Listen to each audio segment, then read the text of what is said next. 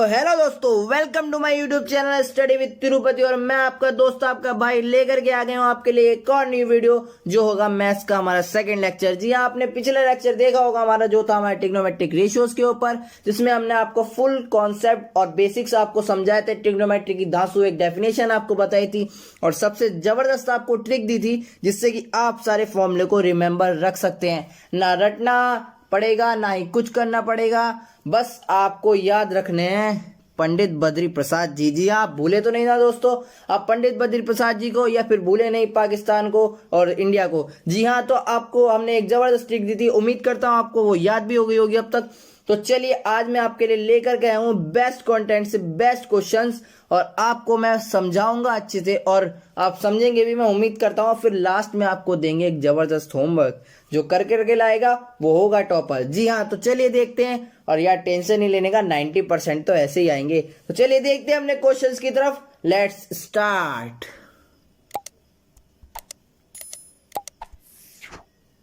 तो देखिए दोस्तों, जैसे कि आपको पता है, आपको अपना फर्स्ट क्वेश्चन आपकी फोन की स्क्रीन पर या लैपटॉप की स्क्रीन पर अच्छे से शो हो रहा होगा। तो चलिए उसको पढ़ते हैं, उसको देखते हैं उसमें क्या है। If sin A is equals to 8/17, then find the other trigonometric ratios of angle A। यानी कि हमें एंगल A के अदर ट्रिग्नोमेट्रिक रेशियोज को फाइंड करना है। तो अदर ट्रिग्नोमेट्रिक रेशियो से आप क्या समझे, वही cos, tan, cosec, sec, cosec and यही सब जो अदर ट्रिग्नोमेट्रिक रेशियो, साइन को छोड़ के जो 5 अदर बचे हैं वो हमको फाइंड करने हैं। तो चलिए देखते हैं हम उनको किस तरह फाइंड कर सकते हैं। तो चलिए आप हमारा फर्स्ट क्वेश्चन देखते हैं। Let us draw a triangle ABC in which angle B is equals to 90। देखिए ये कोई जरूरी नहीं है कि आपको B को ही मांगना है या 90 या C को ही मानना है, आपकी मर्जी है। आप B को ही मान सकते हैं, C को ही मान सकते हैं। मैंने यहाँ पर B माना है क्योंकि ये कंटेंट तो कोई जरूरी नहीं है, एंगल बस। लेकिन बस हमें एंगल हमारा A रखना है जो मैंने यहाँ पर रख रखा है। उसके बाद आप यहाँ पर C भी मान सकते हैं और B भी मान सकते हैं, वो आपकी मर्जी है। तो चलिए देखते हैं मैंने क्या किया है। हमने यहाँ पर माना है एंगल A और माना है 90 डिग्री एंगल B, और ये है हमारा ट्रायंगल ABC।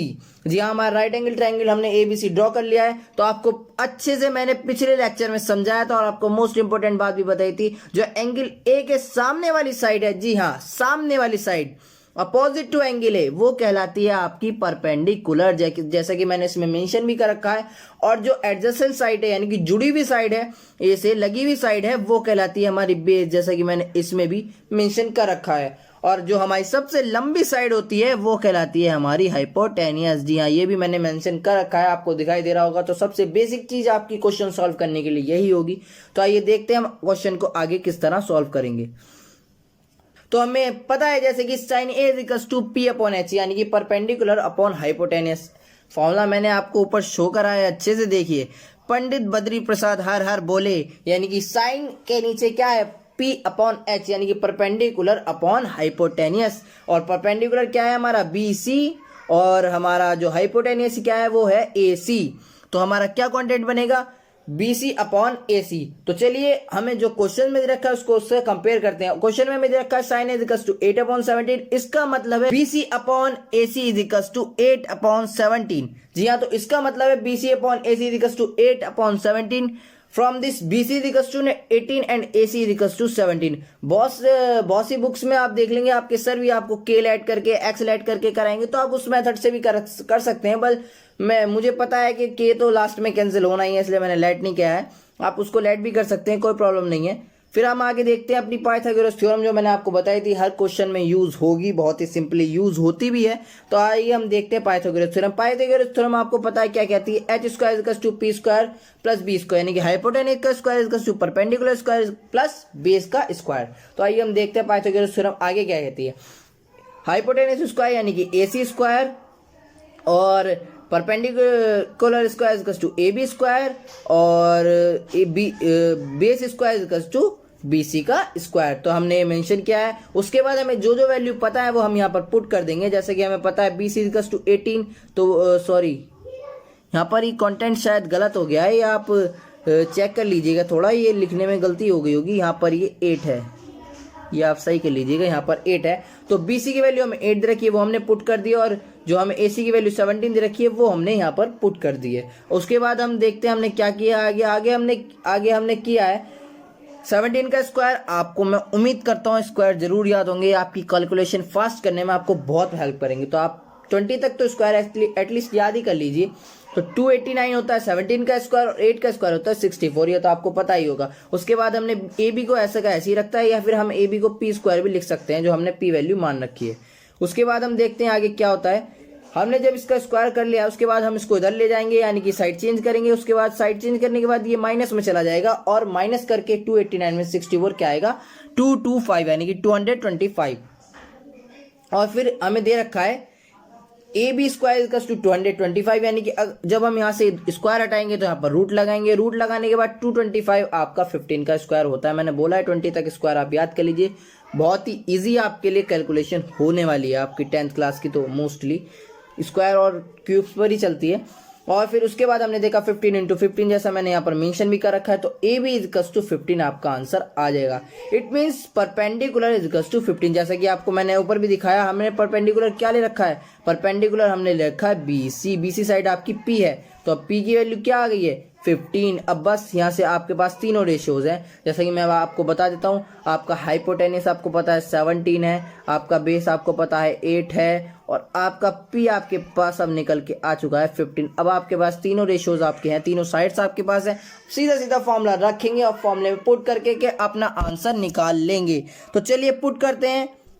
सबसे पहले हमें दे रखा है कॉसे। कॉसे का फॉर्मूला आपको पता है base upon hypotenuse. Pandit Badri Prasad हर हर बोले, नहीं भूलिएगा फ्रेंड्स। और कॉस ए के नीचे क्या आता है बी अपॉन एच, आप चेक कर सकते हैं बी अपॉन एच। और बी ए बी अपॉन ए सी मैंने डायग्राम के हिसाब से अपने जो हमने लेट किया था हमने मान रखा है, क्योंकि बी की वैल्यू क्या है ए बी और हमारा जो परपेंडिकुलर है वो है बी सी। तो हम नीचे देखेंगे अब क्या हो रहा है। हमने दोनों की वैल्यू पुट कर दिया सिंपली, बी की वैल्यू 15 या ए बी की वैल्यू 15 और एच की वैल्यू 17। तो हमारा आंसर क्या आ गया है, हमारा कॉस की वैल्यू आ गई 15/17, यानी कि कॉस भी हमारा निकल के आ चुका है। उसके बाद हम देखेंगे टेन को हम देखेंगे तो 10 में हमारा क्या दे रखा है, आप खुद देखिए। 10 हमारा दे रखा है पी अपॉन बी।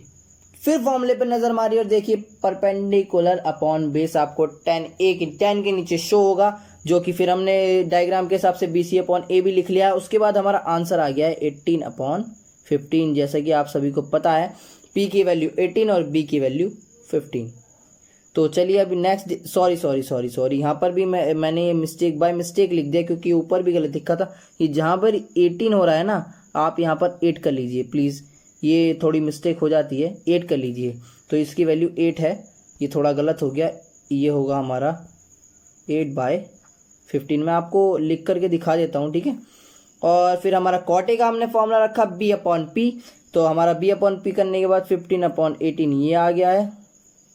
उसके बाद हमने ऐसी सिंपली सेक एक का फॉर्मूला रखा एच अपॉन बी। आप अपने ट्रिक जो मैंने आपको दी उसमें चेक कर सकते हैं, इसका हमारा वैल्यू जो है 17/15 आ गई है। और उसके बाद हम नेक्स्ट देखेंगे तो ये हमारा आ जाएगा 17/8। जी हाँ, कॉसेक की भी आपने वैल्यू देखी होगी, तो ये आ जाएगा हमारा 17/8। तो आपको सिंपली ये क्वेश्चन करने हैं और मैं उम्मीद कर सकता हूँ कि आपको ये क्वेश्चन बहुत ही अच्छे तरीके से ज़बरदस्त ढंग से समझ में आ गया होगा। तो चलिए फ्रेंड्स, अब अपने नेक्स्ट क्वेश्चन की तरफ बढ़ते हैं और देखते हैं नेक्स्ट क्वेश्चन क्या है। तो मैं उम्मीद करता हूँ आपको अपनी स्क्रीन पर शो हो रहा होगा कि आपका नेक्स्ट क्वेश्चन क्या है। आपका नेक्स्ट क्वेश्चन है cos theta equals to 3/5, find the value of 5 cosec theta minus 4 tan theta upon sec theta plus cot theta. डरिएगा नहीं यार, थोड़ा डरावना क्वेश्चन है। मैथ में डरावने ही होते हैं क्वेश्चंस, बट डरावने होते नहीं रियल में। जो बाहर से दिखता है वो ऐसा होता नहीं अंदर से, जो अंदर से ऐसा दिखता है वो बाहर से ऐसा नहीं होता, आपने सुना होगा। तो चलिए अभी देखते हैं इसको कैसे किस तरह से करेंगे। सिंपली आप अपना पाइथागोरस यूज करेंगे। पहले एक ट्राइंगल हम लेट कर लेंगे, जो कि आपको पता है आपने क्या लेट करना है। ट्राइंगल हमने लेट कर लिया है, ए बी सी जो हमारा ट्राइंगल है वो हमने लेट कर रखा है ए बी सी। और आपको दिख रहा होगा उसमें हमने क्या कर रखा है ए बी सी, ये हमारा ट्राइंगल है। और सिंपली मैंने आपको बताया है, ये तो मुझे बताने की जरूरत भी नहीं है। एंगल ए के अपोजिट परपेंडिकुलर और सबसे लंबी साइड हाइपोटेनस और लगी हुई एडजेसेंट साइड बेस। तो मैंने यही सब मेंशन इसमें किया है। उसके बाद आप देखेंगे नेक्स्ट, तो आपको दिखाई देगा cos थीटा इजिकल्स टू हमें 3/5 जो हमें दे रखी है, फिर हमने उसको इजिकल्स टू में आपके डायरेक्ट उसके फॉर्मूले को रख दिया है, हमने कंपेयर नहीं किया है। तो आपको पता है बेस की वैल्यू 3 और हाइपोटेनस की वैल्यू 5, जैसे कि कंपेयर करके आ जाएगी। नाउ वी हैव बेस की वैल्यू 3 और हाइपोटेनस की वैल्यू 5, जो मैंने थोड़ा डायरेक्ट कर दिया है क्योंकि मैंने पिछले क्वेश्चन में आपको डीपली बता दिया है। इस तरह मैं करूँगा तो वीडियो काफ़ी लंबी हो जाएगी, जो आपके लिए भी अच्छा नहीं होगा, हमारे लिए भी अच्छा नहीं होगा। ठीक है, तो चलिए देखते हैं। By Pythagoras theorem H square equal to P square plus B square, जो जो हमारे पास वैल्यू हम रख देते हैं। हमने एच की वैल्यू रखी 5 और 5 का स्क्वायर 25 डायरेक्ट लिख दिया है।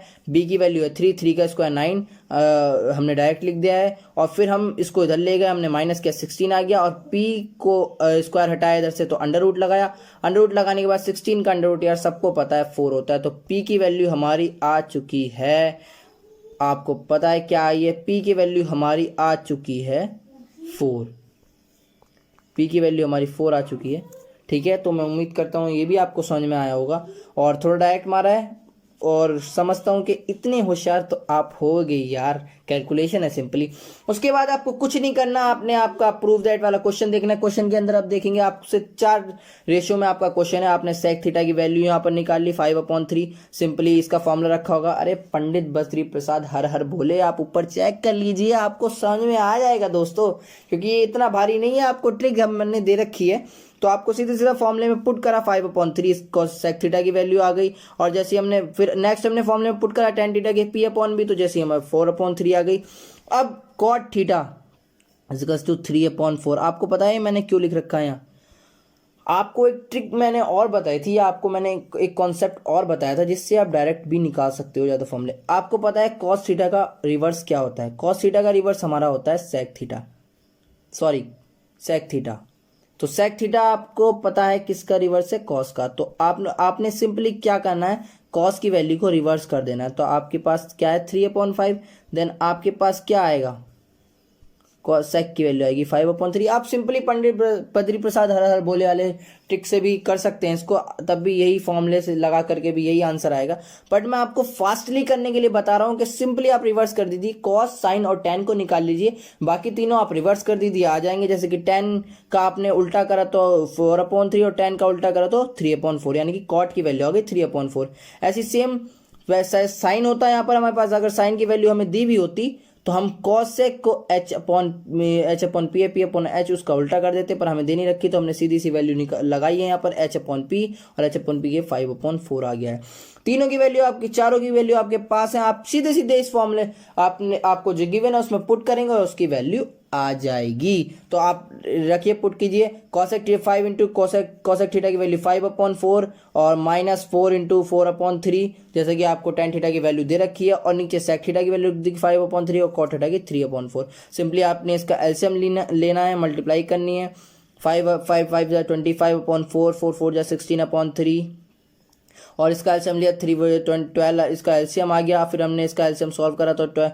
अब यार 10th क्लास के बच्चे हो आप, इतना डीपली नहीं समझाऊंगा, कॉम्पिटिटिव लेवल्स के बच्चों को भी मैं ये नहीं बताऊंगा कैलकुलेशन करना। सिंपली आपको पता है इसका एलसीएम ये आ जाना है, इसको जोड़ करके ये आना है, और 12 से 12 आप यहाँ पर भी काट सकते थे, मैंने सिंपली आपको समझाने के लिए ये करा। 27/12 आपका कैलकुलेशन करके आ गया ऊपर वाली, और नीचे वाली करके आया 29/12, और इसको ऊपर लेकर के जाएंगे तो ये उल्टा हो जाता है, 12/29 मल्टीप्लाई में आ गया है आपका, और 12 और यहाँ पर जो है 12 से 12 कैंसिल हो गया है। उसके बाद आपका आंसर आ गया 27/29। तो मैं आपसे पूछना चाहूंगा इस क्वेश्चन में क्या था ऐसा भारी? दोस्तों कुछ भारी नहीं है, बस आपको कॉन्सेंट्रेट करने की जरूरत है। बहुत ही इजी क्वेश्चन है, आपको बस कॉन्सेंट्रेट करने की कोशिश करनी है। और मैं समझता हूँ ट्रिग्नोमेट्री एक बहुत वास्ट और बहुत बड़ा जो है सिलेबस रखता है, और बहुत ज़रूरी है, इस पर कमांड करना भी आगे के लिए भी काम आता है। तो चलिए मैं आपको कुछ दिखा देता हूँ आपके क्वेश्चंस।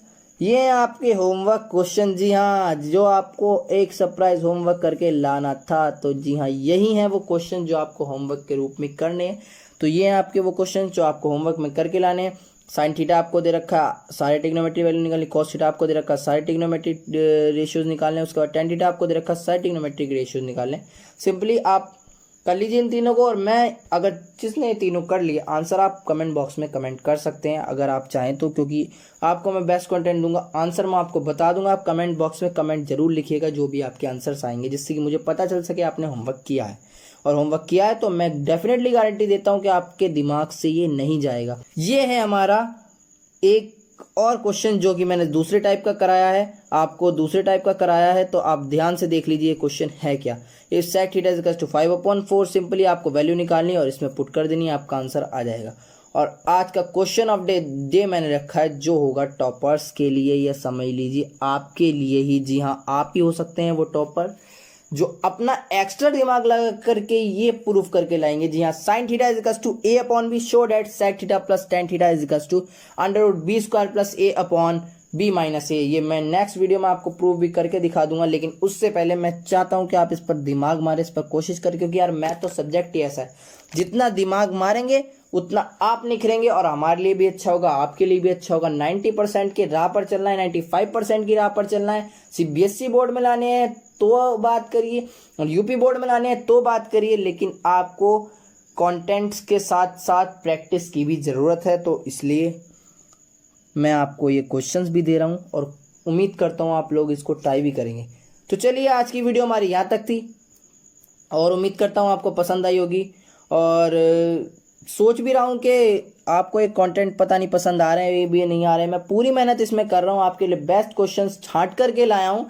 इससे अच्छे क्वेश्चंस आपको मिल जाए तो बात अलग है, क्योंकि और हाई लेवल भी होंगे। टेंशन ना लीजिए, आगे और हाई लेवल भी कराएंगे, पहले धीरे धीरे बढ़ते हैं अपनी राह पर। और उम्मीद करता हूँ घर पर सभी अच्छे होंगे और आप भी बहुत अच्छे से रह रहे होंगे, क्योंकि कोरोना वायरस का, जी हाँ, डर बहुत बना हुआ है, लेकिन कोई बात नहीं।